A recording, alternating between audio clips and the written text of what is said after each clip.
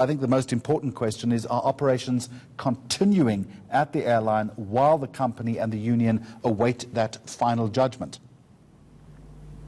Yeah, hi Jeremy. At this stage, all is going according to schedule at Comair's operations, and that is nationally as well. They had no disruptions over the past weekend, but there are concerns as to what an impact will have on, if there's a strike, what impact that will have on the operations at Comair, because Numsa has served Comair with a notice to strike nationally at all the airports in South Africa.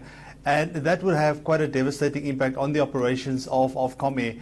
But what Comair is saying at this stage is that they do have contingency plans in place if Numsa is granted a strike by the Labour Court.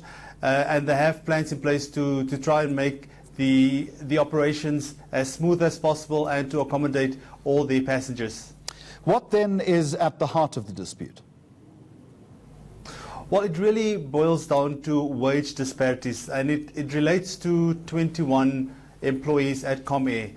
So what has happened is that before 2009, or just after 2009, there was an agreement in place as to what scales workers will be paid at.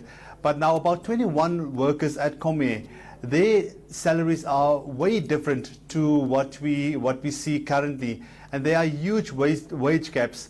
So this is of concern to Numsa, that you have 21 workers at Comair who earn substantially more than workers doing this the same job at the company.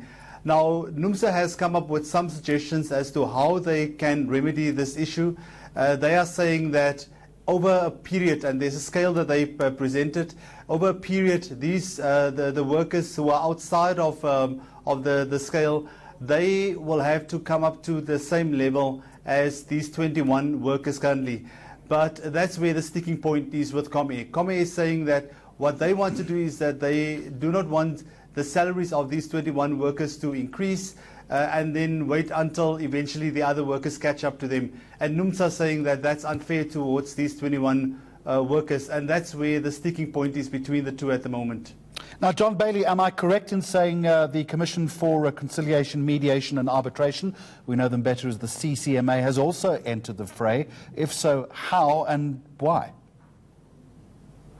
Indeed, Jeremy, the CCMA has stepped in now, and they've called both Numsa and Comair together. They've had two lengthy meetings thus far. On Thursday, that stretched into the night, and over the weekend on Saturday as well. But they couldn't resolve the issue as to how best to resolve this wage dispute. Because what the CCMA is saying is that if there's a strike, it will really have quite a severe impact on passengers, and also the secondary impact that will have on travellers and on workers per se, as of course it will have an impact on the salaries or non-salaries, and we're not sure how long the strike will continue. So the CCMA has stepped in. They've now asked Comair to go and revise the offer that they've made to come up with a better proposal, and fortunately Numsa and Comair are still talking, but they are now waiting to hear what the Labour Court will say as to whether or not it will grant Numsa, whether or not it will grant Comair its the application not to allow the strike, while Numsa, of course, is saying that it is legal and they will continue if they are granted the strike. All right, John Bailey in Pretoria, thank you very much indeed.